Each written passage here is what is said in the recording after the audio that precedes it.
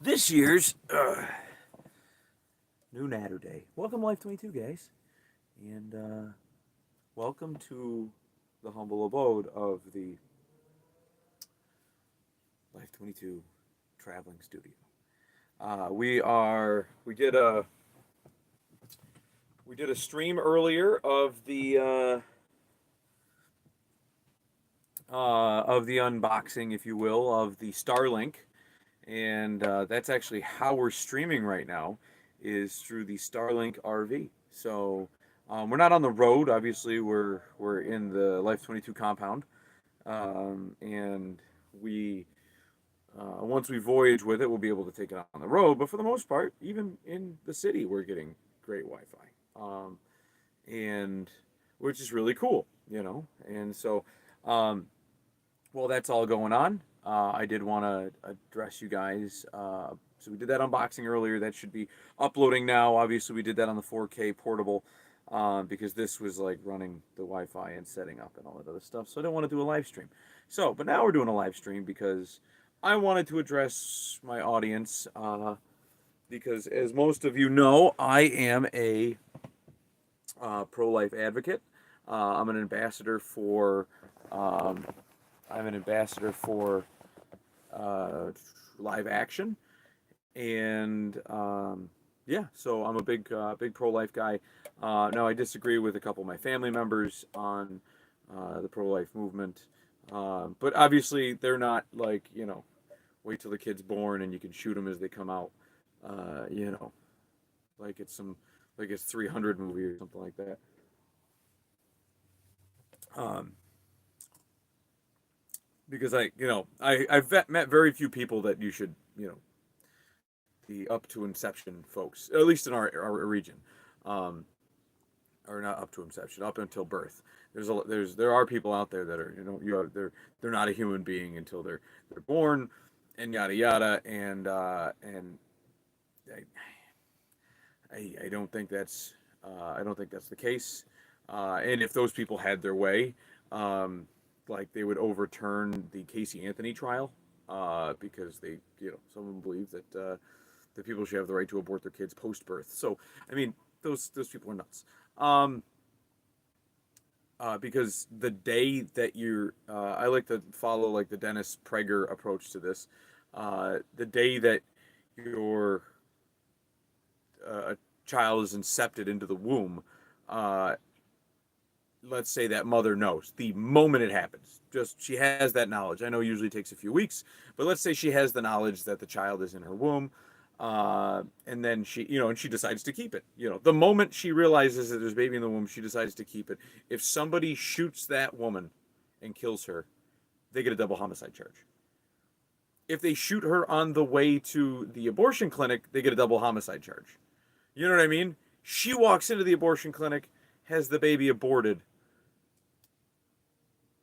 not a homicide charge on the mother. You know what I mean? Like that. So how come some passerby who, I get the homicide charge on the mother, right? Because according to the pro-choice folks, the mother's life is a life and the baby's life is not. Then how come those same people are also pro double homicide on the mother who gets shot with a baby in the womb, even if she didn't want to keep it? See, that's where the argument is. So at some point, somebody is agreeing that it is a human being, and you're not allowed to kill human beings. Um, my other argument is, I mean, it's if you're going to make the argument that you can't kill human beings, obviously in war and things like that, and the Constitution affords all American citizens, all human beings. It says we are entitled to life, liberty, the pursuit of happiness. And who is we? We are citizens of the United States of America. So the Constitution doesn't address, the Geneva Convention, things like that. So if you went into a foreign soil, obviously you'd have to abide by their laws, but by the U.S. Constitution standpoint, those people are not entitled to life, liberty, pursuit of happiness. Just my take on it, anyways. But or you would not be violating the Constitution by taking somebody else's life in that regard. Now, there's But if you're a human being and you're incepted in the incepted, from inception, like just because that's so simple. Like it's not like it's just some random genetic material. Like it's like horse and chicken shit inside you, and then all of a sudden 9 months later, it just turns into a human. It's like no, there's I recommend anybody um, anybody who has the opportunity to go to live action and watch some of their videos. I believe we've shared the video of baby Olivia, where they show you all the babies from coming up. 1 second, Bubba. The camera's this office. There's a camera in my office. Yes. Don't touch it, okay? Thank you. Love you. You gonna go back inside? You wanna go in the basement? Maybe in a little bit, okay? So we've shared the video on baby Olivia. Highly recommended. And just it shows you the developmental stages up until birth, and you cannot tell me that those are not human beings, even from the moment of inception. So, anyways, from a pro-life standpoint, the overturning of Roe v. Wade and Planned Parenthood v. Casey is a phenomenal win. Now, is the fight over? No. The left seems to think it's the end of the world because as soon as Roe v. Wade was overturned, all abortion is mandated illegal in the United States, which is not true. It actually goes back down to a fundamental constitutional argument because the founders of this country did not want the federal government to be a huge overmassing thing. It was supposed to be this conglomerate of states, a congress of states.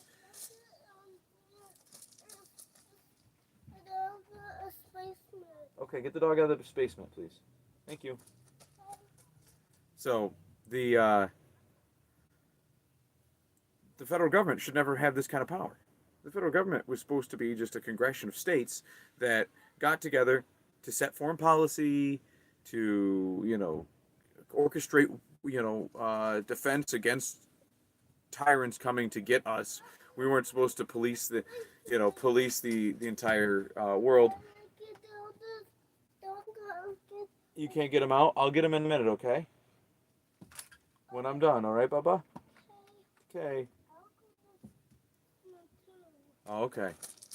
So, it just wasn't supposed to have that kind of power.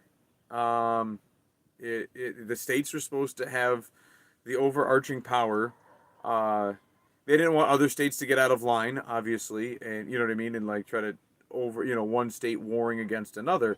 But the states themselves were supposed to supposed to represent in their own local laws their constituent base, and so that's what we're getting back to, which is great because that's what makes this country great. Is that your town should have most of the finite laws related to how you should live your life based on your community. Your county should have broader laws on top of that. The state should have broader laws on that, and the federal government should have like the Lucas warm water laws there are, right? Like, but instead we've gone the opposite direction. The strictest laws there are come from the state or from the federal government. So, and we need to get actually down to the state. Like each state has its own murder code, right? Like its own murder laws and homicide and stuff like that. And like the federal government doesn't have that, even though the Fed seems to want to push some of the biggest laws around. But that said, it's a win. Obviously, it's not the end of the war because the pro-choice movement has indoctrinated and continues to indoctrinate our children into thinking this alternative way. And obviously, like not my children, I'm pretty proud that I'm able to. I mean, the ones that are old enough to understand this. I mean, but we start them with good values, and they should instinctively know. They shouldn't have to argue, the But that said, like if you live in California, I mean, the Supreme Court just put it back on the state. Like, hey, you want to go to California, kill your baby, go for it. You want to go, you want to go to Texas? Yeah, sorry, live somewhere else. If it's that big of a deal that you're able to, I don't want to wear a condom, I don't want to take birth control, I don't want to get surgery, I accidentally have a child. Where's my lollipop?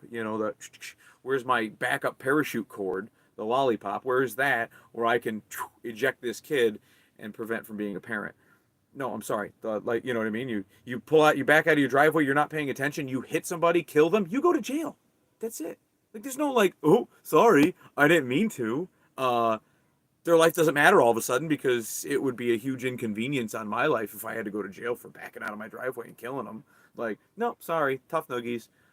You go to jail for probably a good chunk of time because it was unintentional. If it was intentional, you go to jail for life. Like that's how it works. So people need to understand how shit works. People don't want to understand how shit works. People just want things to be easy peasy, easy convenient for them. And it's good. Go live in another state. And see, here's the other issue: is I live in next to California, the baby killing capital of the world, New York. So we're all,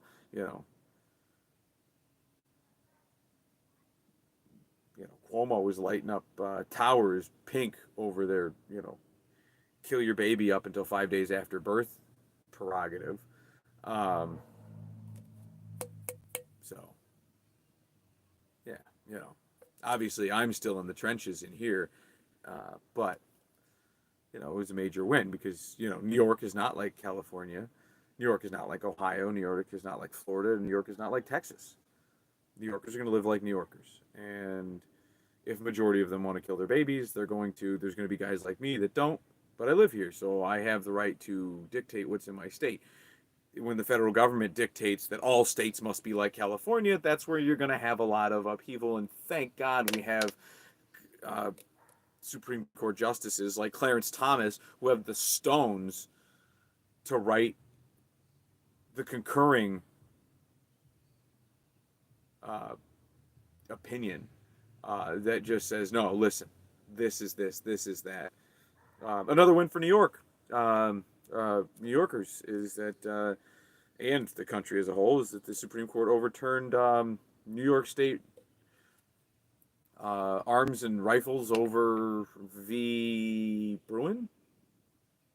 It says that the state can't just say, well, you have to show pressing danger that you're going to kill, that someone's out to kill you, or that you feel that you need to have a self-defense pistol on you. No, the fact that I want to have a pistol. I think Kathy Hochul is a ditz. I want to have, they were talking about muskets.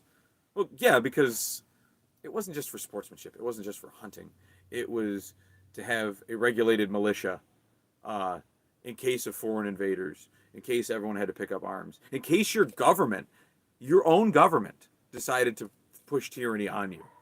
That was the purpose of the Second Amendment. You have the right to be able to pick up arms against your government if you feel what they are doing is wrong. That's it. Like, what happens when a rebellion comes? Well, you better not let the government have all your guns. Well, guess what? The government takes all your guns, and they start pushing down stuff, and then you need to rebel against your government, and you don't have a gun. And guess what? The federal government isn't coming after you with muskets if they're gonna start occupying your town. No, you know what they're gonna do? They're gonna come at you. If they do come at you, if they are occupying your area, they're gonna be carrying AR-15s or assault rifles. Yeah. They're going to have surface to air missiles. They're going to have, fighter jets. They're going to have Apache helicopters.